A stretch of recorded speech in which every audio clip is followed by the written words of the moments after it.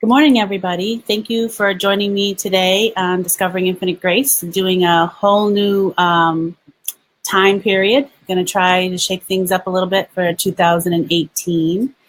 And I kind of been guided to actually change my format of my shows to once a week, 15 to 20 minute slots, and mostly to talk about prayer and actually thoughts as well. You know, with energy following our thoughts, and this 2018 being a year of manifestation, it's really important for us to not only be able to manifest those things that we want in our life, but also be mindful of our thoughts manifesting things in our life in other ways.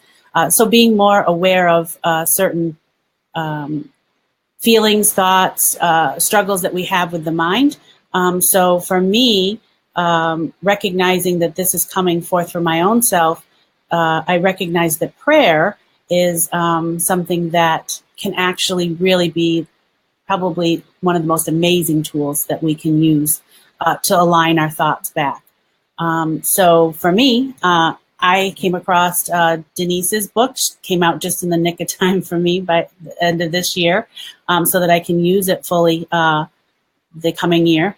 And I love the book, so I asked her to be on with me, and she actually is producing the show because I had some technical difficulties, but for some reason we're doing good today. And I want to talk just about all different kinds of prayer and how I understand how they work, because I do study energy and see energy patterns. That's, what I study in the Akashics. And so I'm able to sort of look at a big picture of energy, a ball of energy, where it's going, and how to sometimes help change that around and with our thoughts and our understanding of our own soul and ourself. So I'd like to welcome Denise on so that we can start to ask her some questions about her book. And are you on? I like you by me, side by side. I'm here. Well, good. I can't only tell. Good morning, everybody. It's great to have you in the chat room. I like this 9 a.m. showtime for you. This is fantastic. I think it'll be a good time. Everybody can watch at any time, right? Anybody can. What's wonderful about this new forum that we have, we're easy to find. Yes. It scoots out there in the internet. You can share it. You know where to go look for on the page. Mm-hmm. So those kinds of things are really nice. And it's always a great way to probably start your day, right? It is. And I know, like a lot of the other show hosts, are all focusing a lot on prayer this year. And I think that that's the general guidance that's been coming in for everyone, is about getting that connection, that channel back with Creator. Because there is so much in the world to flirt with our attention, right? Mm-hmm. And how quick it is for us to fall into the traps and the snares of what's happening around us that perhaps isn't something we want to focus on and try to transmute for the collective whole with our own thoughts, right? That's basically what we're here to do, is work on ourselves and work on our realities and enter that into the collective whole, which is extremely important. So I guess what I wanted to start with is a little bit about your book. I have it here. I don't know if you can see it from my standpoint of view. I can. But for me, I was so excited to get this book, and it was very emotional for me to receive the book. I had seen a few times you had taken and posted some of the prayers in there, and energetically when I read them, I knew. But the first time that I ever really experienced one of the prayers you introduced, and which is in the book on page 137, the Four Mighty Archangels, I was in a Sacred Cup class online, and you had brought in the angels for me in a very beautiful formation way. And immediately I could feel this difference. And I remember you going around asking everybody that was online, hey, what did you feel? What did you experience? And I recognized for the first time, I would call the angels around me. I'd call Michael in, but there was something about this particular formation in which it came in, and the words that you used and everything. It was this solid protection. It was this instant anchor of who I was as a soul and how I was connected to Creator, and how beautiful it was. And so I use it all the time. And it's funny because I like sacred geometry, and I always wear this necklace around, which is a tetrahedron, star tetrahedron, which is that formation that those angels actually create once you put the Metatron and then into the earth.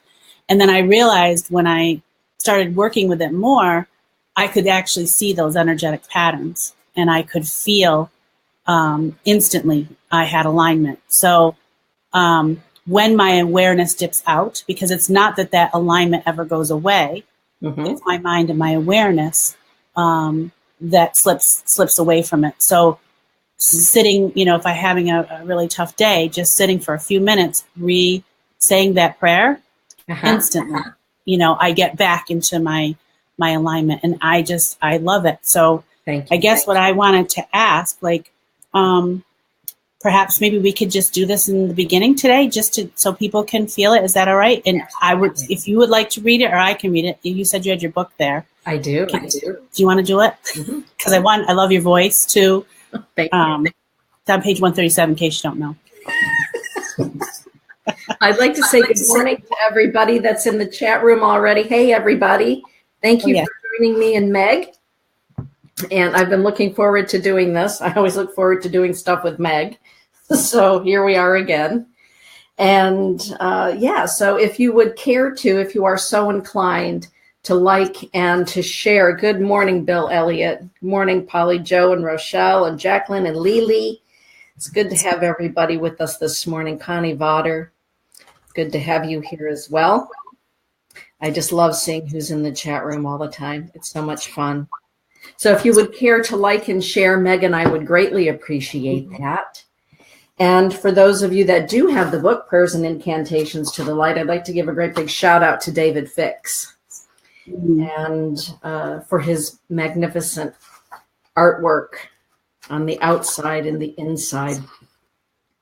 And I invite you all to take a great big deep breath in and just really settle into your body this morning so that you can feel the incantation to the 4 mighty archangels. Thank you, Polly Joe.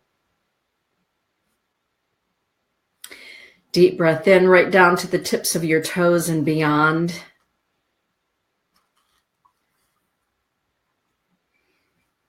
And a full exhalation. And a great big deep breath to the tips of your fingers and beyond. And a full exhalation. And one more great big deep breath in to the top of your crown and beyond. And a full exhalation. And we'll begin. And I'm going to ask you to pay attention to what goes on within you and what goes on around you. Just be awake and be aware. Saint Michael, Archangel of Protection, Defender of Light and Goodness, please come. Stand at my right hand side.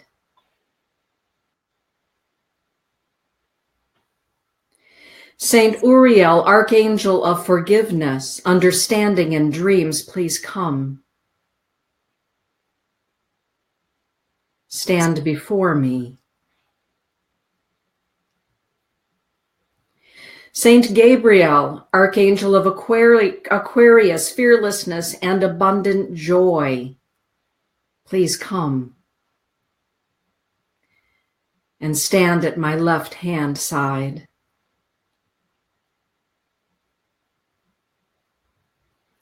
Saint Raphael, Archangel of Healing, Healers, and Clear Sight, please come. and stand behind me. Mikael, Uriel, Gavriel, Raphael, thank you for guiding me, both day and night. And so it is. Amen. Thank you, Meg. No, thank you. So with your book, like, I've read a lot of prayers. I use prayers for, obviously, for my Akashic records. That prayer is a beautiful prayer, and it gets me channel free right through. It's like great cable service, right to source, right to Akashic records, go past all the dimensions, all the stuff, whatever, and I get right to business. Because of the way she wrote the prayer, and the prayer was channeled to her, and it's very specific. I was thinking one of the other prayers that I really like is the Litany of the Sacred Heart, which you probably know. It's that long one, that Heart of Jesus, and it goes through, the Heart of Jesus, patient, rich in mercy. So you go through, and that also works, energetically, etherically, spiritually. But it also works on the mind as well. The physical mind that we have here that's, governs us as well. So in the power of that, and that's, very old. So I really realized that I really like to pray a lot. It's part of me. And it probably suits me. Back when I was a kid, it was a little hard, right? We would get called Pollyannas or, goody two shoes or whatever. So I used to keep that very hidden, but it was a very big part of me. And so it's nice to be able to be in 56 and I guess coming into my own of you know what, I'm okay with that. And, there's a lot of other people out there with the same thoughts. So I know that there's a lot of alchemy in this book. And what I mean by that is that, how you designed it, what you brought of yourself and your soul and your spirituality and experiences is in this book. I mean, you can hold it, you can feel it, especially if you're energetically sensitive, but you don't even have to be energetically sensitive to actually feel the warmth in other ways. So you don't have to be so aware that, that it's only for energetically people that, geeks like me. You can just be regular, right? And feel the beauty in them. Thank you. So what inspired you? How did you get the inspiration to say, hey, I'm going to, I love the front, how everybody explained a little bit about you. And I think Todd had mentioned how, oops, I thought it was done. And then, I had to add this. So I'm going to shut up now and I'm going to now ask again. How'd you get inspired for that? Well, like you, I am a prayerful person. And I've been told that, you're just too holy. You're just too holy. Whatever that means to somebody else, you're just too holy. For me, what that simply means is that I like having communication with Creator. I've always been that way. I can't remember a time when I wasn't that way, only because of the fact that since the day I was born, I've been able to see angels. I've been able to see those that are supposedly dead, who are very much alive in spirit. And so, in the Catholic tradition, we call that the gifts of the charismata. And according to the Catholic canon, anyway, I am known as a seer or a sensitive. In the Jewish faith in the Old Testament, I would be known as a thunder dreamer. And that is also a term that is used in Native America, thunder dreamer or a thunderer. And so we see these terms for people that have the ability to see beyond the physicality. And mysticism, mystics are in every tradition. What we know about mystics and saints of any tradition or spiritual path is that there's always communion or communication with spirit. And so I've been doing it since I was a very young girl. And it wasn't until I started in catechism that I learned that there were methodologies and there were prayers to be said in a certain order. Mm-hmm. And, you know, it was interesting. The other night, Elise and my son-in-law, Matt, said, "Hey, Mom, do you want to go to St. Mary's for Christmas Mass?" And so Todd and I went to Mass. And Todd grew up Lutheran. Mm-hmm. And so Mass is a little bit different. But it is amazing how going through the Litany of Saints or going through the ancestry of Yeshua, how you memorize those things. Mm-hmm. And afterward, Todd asked me the question, what was with, you know, reciting all of the relatives or the ancestry of Jesus? And I said, in that invoking of the ancestors, we're bringing the ancestors into the room. Right. So whether it's the Litany of Saints or Ancestry.com, with regard to Jesus's lineage, we are actually invoking and alchemically bringing energies into a room. And so learning very young the power of the spoken word in prayer has been with me forever. And so whether I'm praying with my chanupa, there are certain prayers and songs that we sing inside my sweat lodge in my inipi in a particular order, with a drum or without a drum. It's no different than the Litany of Saints is in a particular order. The prayer that we just recited is a modified version of one that's been around for approximately 5,000 years. That's been recited by the Hebrew mystics for, well, at least 5,000 years in recorded history. And so when we think about whether it's the rosary and all of the beatitudes that come with the rosary, or prayers and songs inside a sweat lodge, there's a reason. There's a reason for the number of prayers, the number of times we say it, the number of rounds that we sing a song. Many people don't know that, for instance, the rosary was actually gifted to Saint Dominic by the Archangel Gabriel. And it was first known as the 144 supplications to the Holy Mother. Hail Mary, 144 times.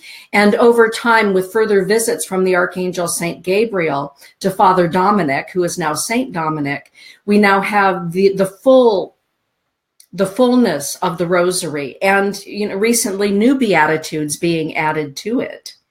So there is a methodology, and I guess I've given you a really long answer to the fact that I've been raised in the alchemy of prayer. And brought into circles of the alchemy of prayer, whether it's through Catholicism or whether it's through the medicine way that I've been taught it these past 12 years. There is a methodology. And, you know, the other night, Todd and I were coming home after dropping the kids off, and he said, "Isn't it interesting when we hear people pray, how many just say the words? They don't feel the words.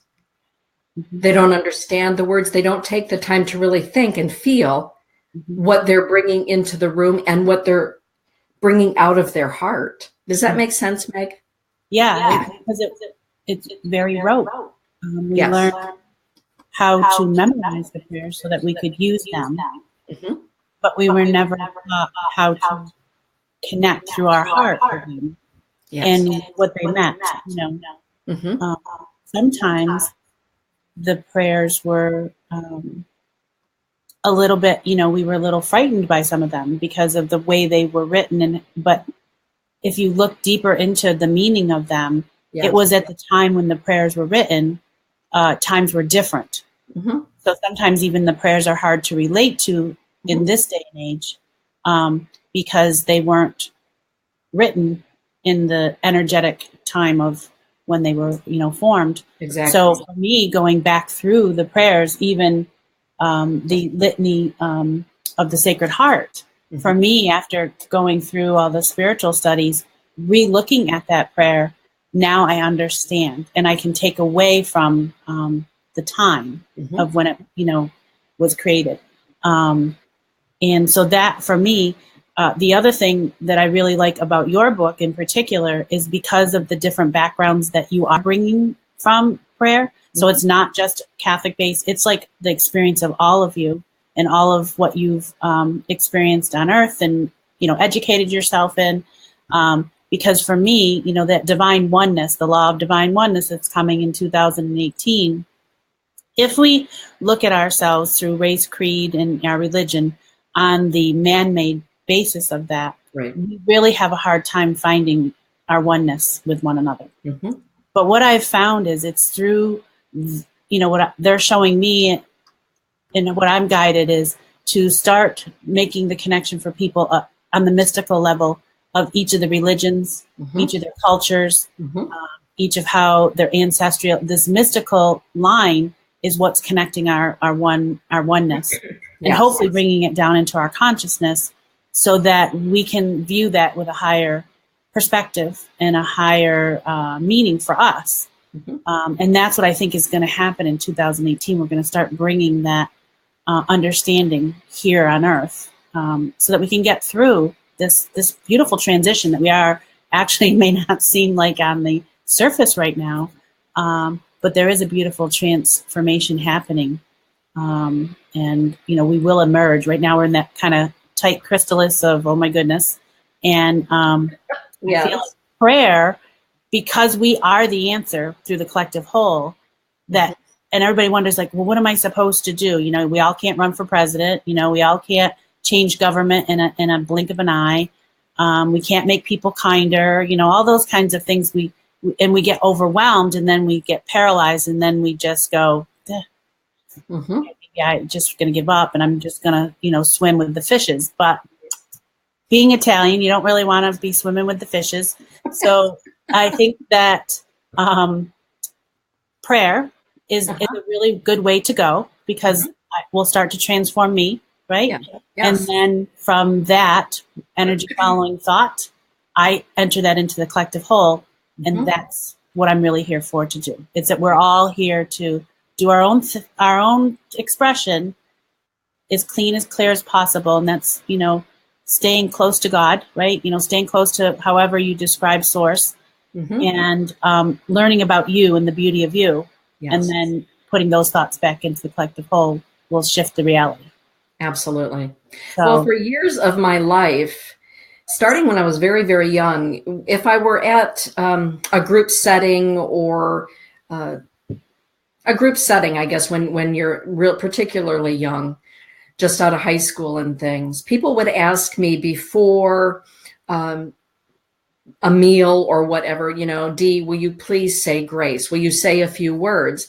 And I've always, since a very young age, intuitively known to say to myself, to my guides, to Creator, to Wakantanka, what is it that I need to say right now? What is it that everyone needs to hear right now? Make me an instrument of your peace, as Francis of Assisi would say.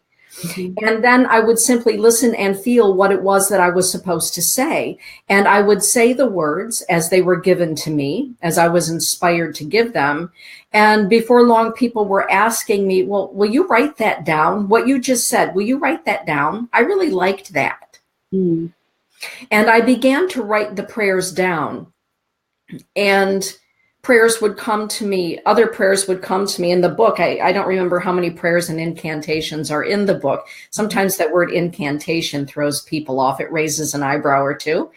But the power of prayer, the power of alchemy, as you were just saying it, I believe that the reason people said, Dee, will you write that down, is because whether we're saying the prayer out loud, our thoughts are prayers, or whether we're saying them inside, our thoughts are prayers.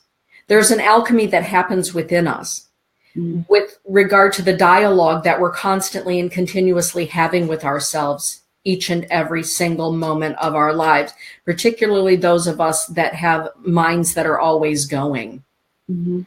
And so the feeling that you're describing of being put back into alignment or feeling good or recentering yourself is that dialogue with the sacredness within yourself, the sacred heart within yourself, the Shante Washte, the good heart within yourself. And the spirit of the Christ light, we would say in the Lakota language, Winikia, the giver of life within ourselves. And so sometimes we have to remember that we are sacred and holy beings, and to treat ourselves that way. And prayer, I think, really addresses it. The other part of what you just said that I absolutely love, and I totally agree with you, is that we are in a time of hopefully becoming more ecumenical And not just a matter of, okay, I'm going to respect you and coexist with you. I'm going to take it a step further and learn about you. Mm. And I was blessed to be brought up with a father, the Sarge, who always encouraged us kids to go out and find out more. Because in a military family, we were surrounded by people of all faiths, all traditions, all forms of spirituality, or not. Mm-hmm. And he would always say, go learn about that. Don't be ignorant. There are enough ignorant people in the world. Don't become one of them. Go find out and ask in a really good way and learn about people. And I do believe that we're coming to that point. And so the prayers and incantations in the book are not something necessarily that you're going to read in a Catholic missal. So for those of you that are wondering, is this just like a book of Catholic prayers? The answer to that is no. And I will say that my sister Della Badwound, who helped to edit the book, she's a former Catholic nun. Mm-hmm. And I was a little hesitant to give her the book because there are some prayers and incantations and sacred ceremonies and rituals in the book that you're not going to find in catechism. You're not going to hear them recited at Catholic Mass on Sunday or any other church setting. And she looked at them and she looked at me and she said, Mitankala, I like this because you're expanding the view of God. Exactly. That was a beautiful way for her to put that, because there is so much truth in that. And, when I first started to go out into, out of the walls of the Catholic Church, because that's all I knew. And I'm not knocking it because I loved that, that life was rich for me. But it did, in order to become under more understanding of divine oneness, I had to jump over the wall of dogma and hang out on the outside of the fence for a while to understand that. And that's helpful for me. And then I also realized it's not sacrilegious as much as I thought it was. And so for me, it's been beautiful because being hesitant, I was always looking to find my own beliefs that I left in the fabric of the rest of the religions. And I did. And it was through the mystical pieces. We all had that commonality. And I'd be like, oh, there's this. And, here's the, chakras are like the sacraments and all those kinds of things, all those places where I started to connect the dots to make sure I was okay with God, being outside there. So for me, as this work progresses for me, things like these books, there are exactly, what we need. And it's nice because, like you said, anybody can pick this up. And, each book, each prayer has a little flavor to things, but it also, you go, oh, these words, I still connect to these in this manner. And it does expand you. So that's what I really like about it. But again, it's that prayer to shift our thoughts. So it's a nice little handy thing to have because we can pray. We don't need books to pray, obviously, but to have these prayers that were assembled in a book that was given great intention on your part when you created it, right? It was very sacred how you created this book, each page, and then the people that edited it for you, their intentions. My editors are magnificent. And, Lily Cosme, we know her as Lily Vasquez, our Lily, a fantastic wordsmith. My husband taught him. When it comes to the mechanics of words, absolutely brilliant, those two. Dinah Gerard is actually a high school English teacher here in Grand Rapids, and Sharon Rosenblum, of course, a magnificent editor. And she also comes from the point of the Hebrew faith. And of course, my sister Della Badwound, who helped me with the Lakota language to make sure I was in alignment and I had those thoughts presented correctly, comes from, the vantage point of being a very traditional Lakota Sioux woman. And she's also a linguist. See, that's beautiful. So it is very universal in flavor, right down to having Mervyn Kelly, who is a member of the Bards and Ovates a Druid in the UK, to, of course, our good friend Ortrun Franklin, who was a Coptic. Yeah. Take a look at it. So I felt as though I had a really nice grouping of people that are intelligent, intellectual, open-minded, open-hearted, brilliant in editing, and at the same time they come to spirit, they come to creator in a slightly, or in some cases a very different way. Because the question is, if somebody reads the prayers, if somebody reads the incantations, let's talk about the word incantation for a moment. One of my dear friends, because we're going like this a little bit. Cad looked at me and he said, interesting that you chose to call the book Prayers and Incantations, that word incantation. But that's going to break a barrier down. Right? The word cantata, incantata. But not everyone understands that incantations, literally, the prayers, the incantations, sometimes they are chanted in Gregorian chant, brings about a reaction from the universe. It's about being conscious of your words and consciously aware of what our words and our thoughts evoke and invoke. And don't you find it interesting that now it's Microsoft that has their own version of Alexis, or whatever that thing is that helps you turn on lights and all of that. And the name that Microsoft chose for their product is called Invoke.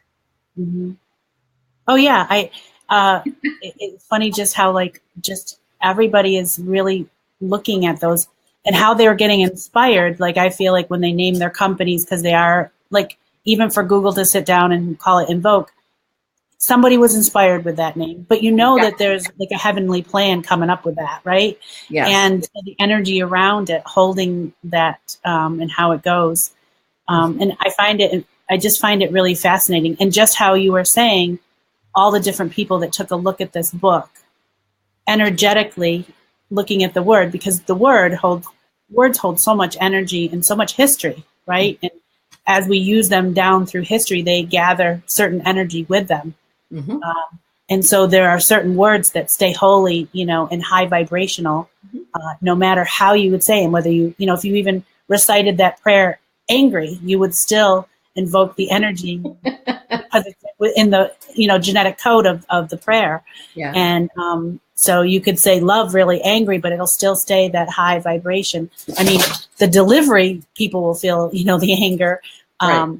As far as what it does alchemy wise, it's amazing to see that.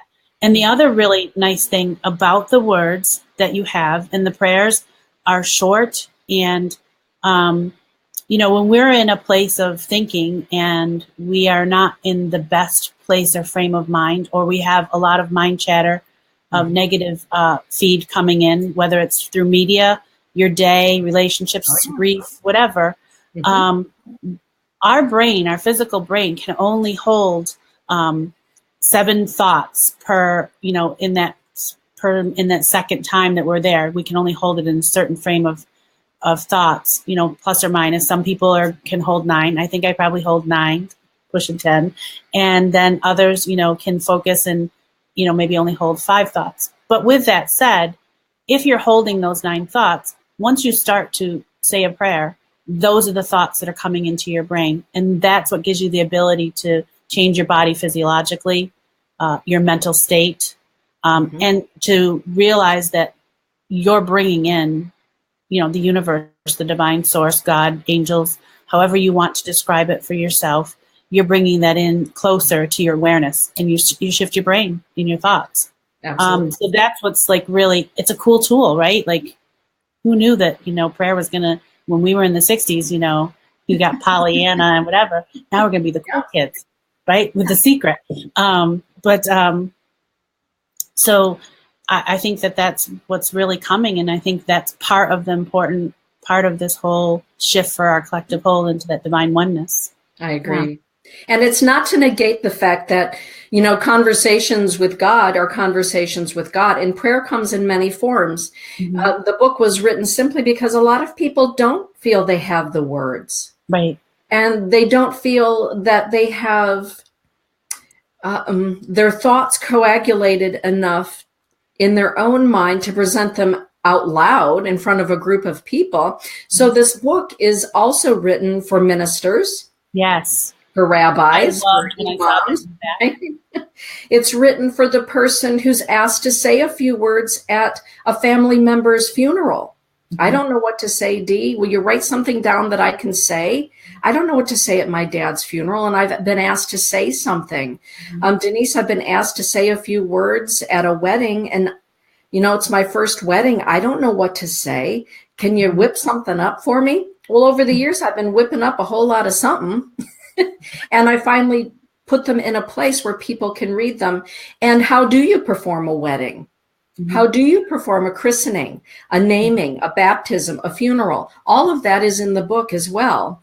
Yes. There are methodologies to all of those things and actual wedding services that you can perform, and funeral services and naming, welcoming of a baby, welcoming of an adopted child. Mm-hmm. And marriage services, not only for male and female, but for the LGBT community. There are partnership ceremonies within the book that can be utilized in partnership rites. So it encompasses, I'm hoping it encompasses so many paths of spirituality that everyone who picks it up feels as though they've come home to something that feels familiar to them. Yeah. I definitely, I can speak for my own self. That is why I think I had such emotion when I opened this book. One, it was coming home, right? Reading like your stories in the beginning and how you shared your sacred moments and how you, developed your relationship and how it was just a part of you. Mm-hmm. And the other part was knowing that when people read this book, or even if I use this book to pray in my classes or whatever that I do, that I know that they're going to feel that. And for me, that was just, it was beautiful because it was a very interconnected, interfaith, interconnected, whatever. And like I have to do my first wedding in May, right? And so when I got this book, I was like, trying to write some stuff down, thinking, what am I going to say, whatever. And, I have like the particulars about the couple that I want to say. What am I going to present to them? What would be something good for them? And because they're getting married at the, it's called the Pines. It's like the sacred cathedral of the Pines. Ooh. So it's outdoors. And wow. I haven't been there yet, but it's in New Hampshire. And, I heard it's a very, sacred place to go. And I wanted something special and different. Mm-hmm. And so when I got the book, I was like so excited because I was like, oh my gosh, this will be beautiful. They'll love it. And it's just encompasses everything, what they'll be looking for, that we can bring back sacredness to people that that religion is not meeting them where they're at. Yes. And that's how we're going to, and that's how we're going to find our inclusiveness, and our divine oneness is when we offer this out and people are grabbing a hold of it. So I'm excited. And I was like really, and I weeped about that because I was like, thank God I have something I can use. And so that took like the whole fear out of me. And I'm excited, now I'm excited because it is that. So actually my girlfriend, she just opened a healing center in my hometown. And I was been trying to think of like, what can I get her? And she had like all of her stuff like in her space. So she didn't really need anything. So I sent her this book and I'm excited because I think she's just going to get a ton of use out of it, And so it's really a really cool book. And it will be my favorite. I got the hardcover just because I knew that I would, be using it for a long time and referring with it. And there's just so much you can do with it. So thank you. I don't even know how much time were we over our time? No, we're good. We're still good. We're good. Yeah. I'm like, whatever. I was really happy recently. I was approached by a woman who heads up a ministerial training program locally. And she asked me if it would be okay if her ministerial students utilized the book of prayers, if she could introduce it into their ordination program. And I said, absolutely. That makes my heart feel really good. And yes, the book is in hardcover, which is color, and it is in soft cover, which is in black and white. And David Fix, he and I have been friends for many, many years, and almost 10 years partnering at The Mystic's Heart. I asked him to create the cover of the book, and I asked him to simply take a look at the prayers and to place on the cover of the book what his soul felt needed to be put there. And so I love the fact that on the cover of the book, he put Metatron's cube, the Enochian cube, which is so alchemical. And throughout the course of the book, he put alchemical symbols. And I don't want to give all of that away because it's extraordinary, the way that he paired it with the prayers. And the photos inside the book are photos that I've taken over the course of my travels with my husband and by myself, and of course with Minnie Kansman at Mystic Travels. And so there are some sacred places. The sacred places described within the book are from around the world. So whether it's Stonehenge and the Chalice Well, or Karnak stones of France, or Montsegur, all of those places, right down to the white buffalo calf woman. And my experience with her. I'll never forget the very first time that I went to Egypt, which was in 2006. And a lot of times I wear a medallion that I purchased in Mexico of Our Lady of Guadalupe. And the very first time that I met Sabre, who is our tour guide in Egypt, he is Muslim. His wife is Anglican. She's from England. And anyway, he looked at me and he said, "Donna, you love the Madonna." I said, "I do love the Madonna." And we had this wonderful conversation about the Madonna as she's known in Egypt as Mary. And then we had a wonderful conversation about the Madonna as she's known as Isis. And Isis, Horus, and Osiris. Jesus, Joseph, and Mary. So in 2006, all of a sudden there was this expansive view that I was a little bit like, wow, okay. We're going to take it over here and we're going to look at the sutras, the common threads of the Blessed Mother. As she's known by many names. And I remember the first time going into, it's called the Roundhouse, where the white buffalo calf pipe is kept by Arval Looking Horse, who is a friend of mine. And I'll never forget when he opened up the door to the Roundhouse. There was a blast of energy that came out of the Roundhouse. I was there with my sister Barbara and Sandy Gordon. And this energy that came out, it surrounded us and it drew us into the Roundhouse. And I'll never forget feeling and hearing her voice again. And she called me by, my Indian name, Wakianto. Tell my children that I love them.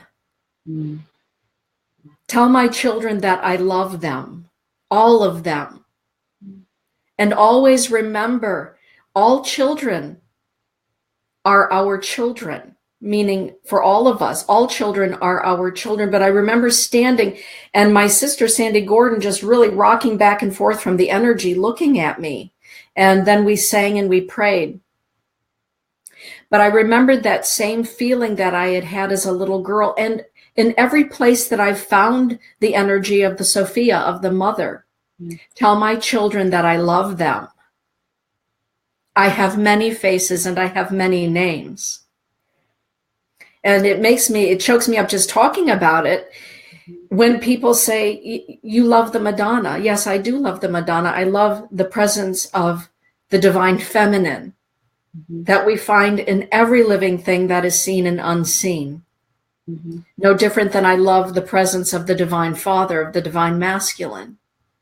But finally, I believe in this time, the divine Mother is no longer shrouded. Right. And I feel as though the book and my devotion to her with a capital H helps people to understand that she has many faces and many names, but she comes from the one and the same source of love and light. Right. Mm-hmm. Yeah, I agree. And it's what she's bringing to us, what the Divine Mother is bringing to us, is that alchemy of balance. And like you said, she's no longer shrouded, and that is important for the whole, to understand the oneness, is to also understand the Divine Feminine. Hence the Piscean going out and the Aquarius coming in. Yes. And that beautiful, the loving parts, right? The, like how the mother has to usually bring the house together, right? Yes. Yeah. I know that the first time that Todd, last summer was the first time Todd had been to, it's called Greengrass, where Arvo lives. And we were going back to the roundhouse. That would be me and my sister Barbara and my sister Del Marie and Todd, to go and visit with Arvo, but to also go to the roundhouse to thank the mother for the blessing of the children's home. That the children's home had opened and that there were children safely living there at Gather Our Children home in Oglala. And it was the first time that Todd had ever been inside with her. And Arval led us in songs and prayers. And afterward, Todd just shook his head. And he said, that is one of the most holy places on this earth. And you can feel her. And it's the same her. Mm-hmm. Yes. Yeah. And he just had to sit on the grass. We all sat there, the five of us and Arval, and we all smoked our chanupas together. And we just sat and we looked out at the landscape there on the Cheyenne River Reservation. And we just talked about that moment of prayer and the importance of prayer. And how one single prayer that, building a home for children or a prayer on behalf of another person is so important. It comes right down to, I love this. We all know Carl and Ortrune Franklin. Mm-hmm. We all know that Carl and Ortrune Franklin have a direct connect with Mr. and Mrs. Claus. Yes. The Kringles. Mm-hmm. So at the Native American Education Program last Tuesday, Santa and Mrs. Claus showed up for all of the youth. And Santa had a basket full of sleigh bells. I saw that, yes. And he said to all of the youth, would you like to have a sleigh bell? Oh, yes, they were all excited, even the teenagers, yes. And he said, do you know what the sleigh bells are used for? He said, well, those sleigh bells are magical. And when they ring, it lifts the sleigh right up into the sky and takes the reindeer right up into the Father's sky so that I can deliver my gifts and packages. And at the end of the year, we take off the sleigh bells, and they still have a bit of magic left in them. And so each of you are going to get a sleigh bell. Now, mind you, as all of the youth, there are about 40 of them, are watching like this, so are all of us parents. We're all listening to every word of Santa. And he said, what I would recommend that you do is when you get home, you take that sleigh bell and you hold it between the palms of your hands. And you make a wish, not for yourself, but for somebody else. Maybe you're going to make a wish for somebody who needs a healing, or somebody who's in need of something in their life, or just good wishes for them. But you make your wish and your prayer on behalf of somebody else. And one of the littlest ones raised her hand and said, Santa, can we make more than one wish? Can we make more than one prayer? And Santa said, well, of course you can. Magic is everywhere. And the magic of the sleigh bell will go on and on as long as you continue to make good wishes and prayers on behalf of somebody else. Mm-hmm. Well, there wasn't a dry eye in the house from all of us adults. Yeah. Listening to Santa Claus talk to the children about making wishes and prayers on behalf of another person. Mm-hmm. And the kids got it. And you could already see their little minds thinking, well, who am I going to make a wish for? Yeah. Isn't that beautiful, Meg? I did. I saw the video because you had parts of it on Facebook. And I really enjoyed it because you could tell that the children loved that pathway, that avenue that spoke to them, for what they understand. And it was just a beautiful way to teach them how to start communicating, in a very fun and magical way. Yes, on behalf of another person. And very deep, it was a very deep teaching, but very elementary, right? Exactly. I love it. Yeah, it was beautiful. I got to see that little bit clip on there that you had posted, and must have been a beautiful time for everybody. Like you said, no dry eye, because you knew who was coming in and running that show through the intentions of Santa, asking for that divine help. To convey that, and how beautiful it is when people walk through their day, such as Santa and maybe Carl and Frank and Otram and all those people, what they bring. They bring that divine magic down anchored here. So it's great. It's beautiful. Mm-hmm. And we all understand prayer and the power of prayer in our own way. And what a wonderful way to include in that festivity that Santa Claus is even teaching the importance of the power of our thoughts and our words and our intentions on behalf of another person. So in addition to their own traditional ways of praying, there were drums that were hand drums that were set out on the table right there as well. Thank you, Daniel, for bringing those. And so there are many forms of prayer. And, the party was at a public school. And so beforehand, the director, Cheryl, walked up to me and said, would you give an opening? We can't call it prayer because we're in a public school, but would you give an affirmation or a proclamation? And so I did it in the Lakota language. So, Oh, I bet you I love it when you talk Lakota language all the time. It's just like, the first time I ever heard it, it was just beautiful because you knew it was all inclusive. The language. Well, there were a lot of people that were looking at me like, well, I don't know what you're saying. But you could feel it. You could feel it with your heart. Yes, which is the point. The moral of the story is that prayers sometimes don't have to be spoken. They can be sung. They can be silent within our heart. They can be sitting under a tree. They can be sitting in an ashram. What's your favorite place to pray, Meg? Well, it used to be an adoration, and the Adoration Chapel is where I used to go all the time. Now I like to just be in the silence of my home. Sometimes out on my porch where I can see, it's a 4-season room.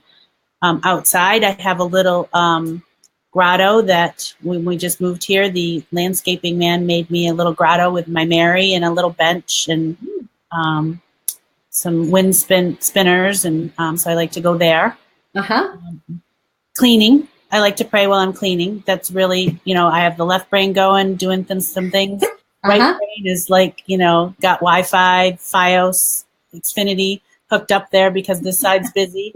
I get some of my greatest channels and inspirations and messages, scrubbing the tub and, washing dishes. So I mostly all the time, just in the car, walking, meeting people. Just always connected. And so I like all kinds of prayer, your different silent meditative prayer, contemplative prayer, and then just your daily walking with God conversation prayer. And it's just like I said, it's nice to be back. 2018, it's where you can be a cool kid now. And that's true. It's okay. People are going to go, yeah, that's really cool. Yeah, I've been only waiting like 57 years. Yeah, for that. Yeah. Exactly. Well, years ago, I talk about when I had my very first stroke, and the doctors were absolutely sure that I wasn't going to make it through the night and I was not going to make it out of the hospital alive. Except that, hey, I had on the hotline Sister Irene Mary. I had on the hotline all of my friends from various traditions that were sending smoke signals of prayers up, prayers rising. There was great, beautiful music playing in my hospital room. And clearly I survived. Yeah. When they sent the psychiatrist in, and she said to me, Denise, I saw that you were on my docket for today. And she said, I have your books. So this is just kind of weird because I know that what you're going through is part of your spiritual path. Yeah. But the guys, meaning the cardiologist and the neurologist and the pulmonologist, don't get what's going on in your room here. And she said, so I'm going to try to give them the best description that I can, that all of this is part of your spiritual path. Once you were blind and now you see. I said, well, yeah, because I lost the sight in my right eye, and that's how I knew I was having a stroke. Well, when the docs all came in and they stood at the foot of my bed, every one of them looked at me and said, we've heard about this power of prayer movement, this thing about prayer and energy healing and all of these kind of things. And I remember my neurologist looking at me and saying, I never believed in a word of it. I've never believed in the power of prayer, but I have to tell you, Denise, I'm rethinking all of that. Wow. Because we were sure you were not going home. And the woman that we thought would be going home, she passed away 3 days ago. While whatever was going on in here was going on, she died. We expected the direct opposite. So the three of us have agreed that we need to look more fully into this prayer thing and the power of prayer to heal. And I thought, well, for heaven's sakes, if I went through this exercise in order for these three doctors to come to understand the power of prayer, well, okay, zippity-doo-dah, right? And I believe that more and more with my client base, psychiatrists, doctors, all of this, there is a wave that is washing over orthodox medicine in all of its forms that is now saying we also need to look at what we once called unorthodox means of healing. And taking a look at the unseen world as well as what we can see under a microscope. And I believe that you're part of the movement. I'm part of the movement. Everybody that's tuned in and watching this, who's curious about it, you're part of the movement because you're curious about, so what are Meg and Dana talking about today? Let's talk about prayer. When you describe prayer energetically, because you're an Akashic record reader, you work in the Akasha, how do you describe the energy of prayer to people, Meg? Well, it's infinite. It's very hard to articulate what prayer truly is for me or how to describe it for someone. So usually I allow them to sort of explain how they connect, because some people will connect through nature. Some will connect through their work, their motherhood, all of those types of things. So for me, prayer is talking to God, and the meditation part or the silencing of the mind is allowing us to hear what is being said. So it's a relationship. To me, prayer is a relationship with infinite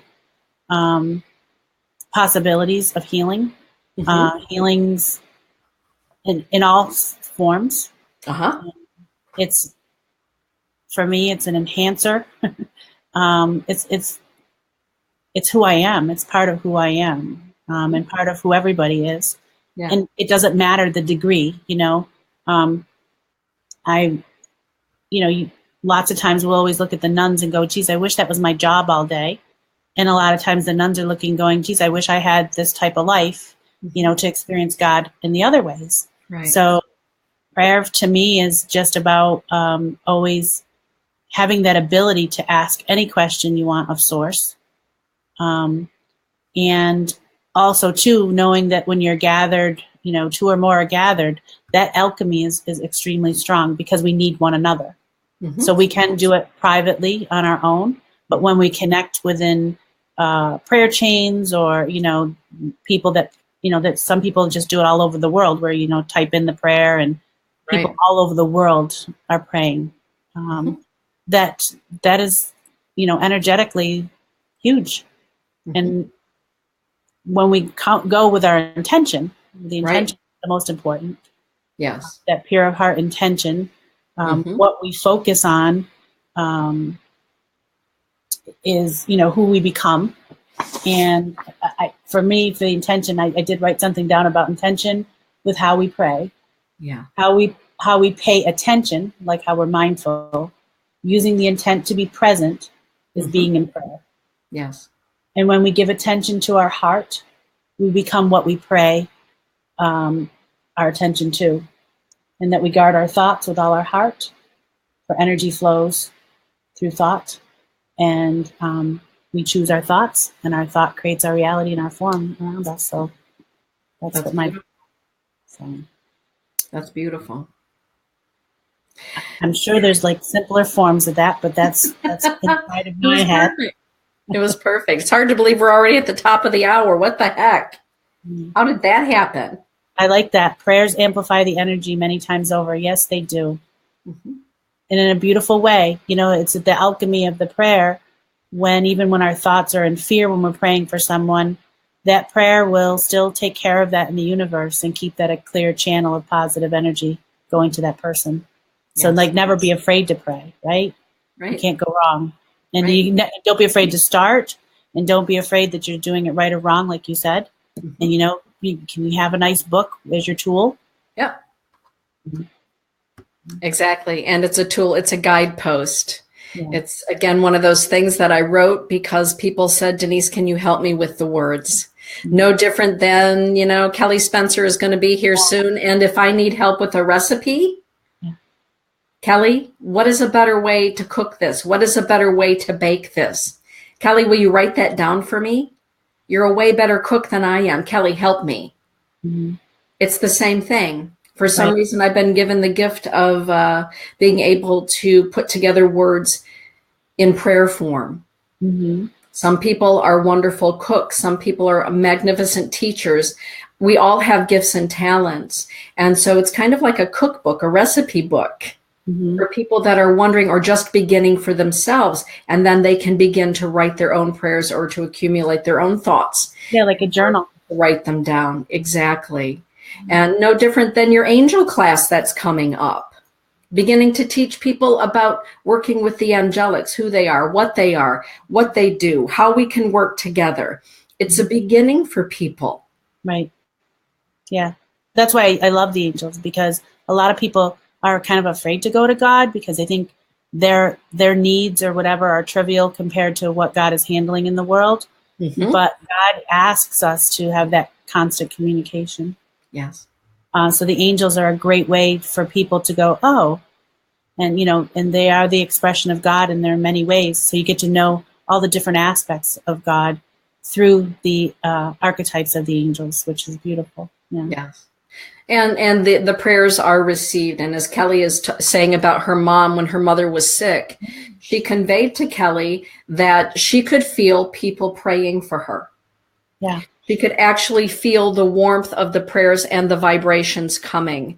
And, as somebody in my communications with those who have crossed over, I often hear from those who have crossed over who are now in their spirit body that they can feel the prayers that are being prayed. And it doesn't have to be a full-blown mass. As Catholics, we buy masses, we purchase masses for those that have crossed over. It can simply be, Mom, I'm thinking of you today. Mom, I love you. Mom, I really miss you today. Yeah. All of those thoughts and words that we express for those who have passed on, who have crossed home, over to home, they feel them. Yes. The prayers that we offer, the warmth of feeling of memories, they receive all of those things because, again, it's energy, just as you described, Meg.